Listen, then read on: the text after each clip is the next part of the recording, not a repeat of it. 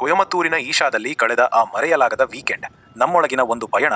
ನನ್ನ ಫ್ರೆಂಡ್ಸ್ ಜೊತೆ ಕೊಯಮತ್ತೂರಿನ ಈಶಾ ಯೋಗ ಕೇಂದ್ರಕ್ಕೆ ಹೋಗಿದ್ದ ಆ ಸೂಪರ್ ಟ್ರಿಪ್ ನೆನಪಿಸಿಕೊಂಡರೆ ಈಗಲೂ ಮನಸ್ಸಿಗೆ ಏನೋ ಒಂಥರ ಖುಷಿ ಕೊಡುತ್ತೆ. ಅದು ಲೈಫ್ ಟೈಮ್ ಮರೆಯಲಾಗದ ಅನುಭವ. ಪ್ರಯಾಣ ಹೇಗಿತ್ತು? ಗುರುವಾರ ರಾತ್ರಿ ಸುಮಾರು 9:45ಕ್ಕೆ ಬೆಂಗಳೂರಿನಿಂದ ಲೋಕಮಾನ್ಯ ತಿಲಕ್ ಎಕ್ಸ್‌ಪ್ರೆಸ್ 1303 ಟ್ರೈನ್ ಹತ್ತಿದ್ವಿ. ಮರುದಿನ ಬೆಳಗ್ಗೆ 7 ಗಂಟೆಗೆ ಕೊಯಮತ್ತೂರು ಜಂಕ್ಷನ್ ತಲುಪುವಷ್ಟರಲ್ಲಿ ಮೈಂಡ್ ಕಂಪ್ಲೀಟ್ ಫ್ರೆಶ್ ಆಗಿತ್ತು.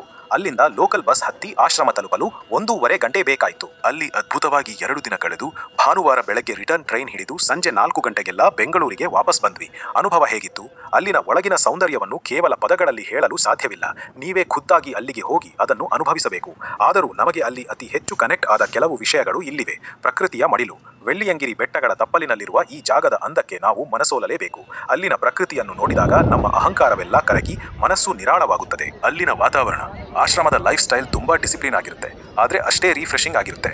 ಒಳಗೆ ಹೋದರೆ ಯಾವುದೇ ಗಡಿಬಿಡಿ ಇಲ್ಲ, ನೂಕುನುಗ್ಗಲು ಇಲ್ಲ, ಗದ್ದಲವಿಲ್ಲ, ಯಾರೂ ಸುಮ್ಮನೆ ಹರಟೆ ಹೊಡೆಯುವುದಿಲ್ಲ. ಇನ್ನು ಫೋನ್ ಬಳಕೆಯಂತೂ ಅಸ್ತಿತ್ವದಲ್ಲೇ ಇಲ್ಲ. ಕಂಪ್ಲೀಟ್ ಸೈಲೆನ್ಸ್, ಮನಸ್ಸಿಗೆ ಅಖಂಡ ಶಾಂತಿ, ಪೂರ್ಣ ಸ್ವಾತಂತ್ರ್ಯ. ಯಾರ ಕಾಟವೂ ಇಲ್ಲದೆ ನಿಮಗೆ ಇಷ್ಟ ಬಂದ ಜಾಗದಲ್ಲಿ ಕುಳಿತು ಎಷ್ಟು ಹೊತ್ತಾದರೂ ಪ್ರಶಾಂತವಾಗಿ ಧ್ಯಾನ ಮಾಡಬಹುದು. ಸಮಾನತೆ. ದರ್ಶನ ಅಥವಾ ಪೂಜೆಯ ಸಮಯದಲ್ಲಿ ಯಾವುದೇ VIP ಕಲ್ಚರ್ ಇಲ್ಲ. ಹೆಚ್ಚಿನ ದುಡ್ಡಿನ ಸಾಲುಗಳಿಲ್ಲ, ಆತುರವಿಲ್ಲ. ಎಲ್ಲರನ್ನೂ ಒಂದೇ ತರಹ ನಡೆಸಿಕೊಳ್ಳುತ್ತಾರೆ. ಎಲ್ಲರೂ ಶಿಸ್ತಿನಿಂದ ಒಂದಾಗಿ ಸಾಗುವುದನ್ನು ನೋಡುವುದೇ ಒಂದು ಚಂದ. ಅಲ್ಲಿನ ಜನ ಮತ್ತು ಸ್ವಯಂ ಸೇವಕರು, ಅಲ್ಲಿನ ಆತಿಥ್ಯ ನಿಜಕ್ಕೂ ಅದ್ಭುತ. ಬುದ್ಧಿವಂತ ಮನಸ್ಸುಗಳಿಂದ ಹಿಡಿದು ನಿಸ್ವಾರ್ಥವಾಗಿ ಸೇವೆ ಮಾಡುವ ವಾಲಂಟಿಯರ್ಸ್ವರೆಗೆ ಅಲ್ಲಿನ ಪ್ರತಿಯೊಬ್ಬರ ಪಾಸಿಟಿವ್ ಎನರ್ಜಿ ನಮ್ಮನ್ನು ಆವರಿಸಿಕೊಳ್ಳುತ್ತದೆ.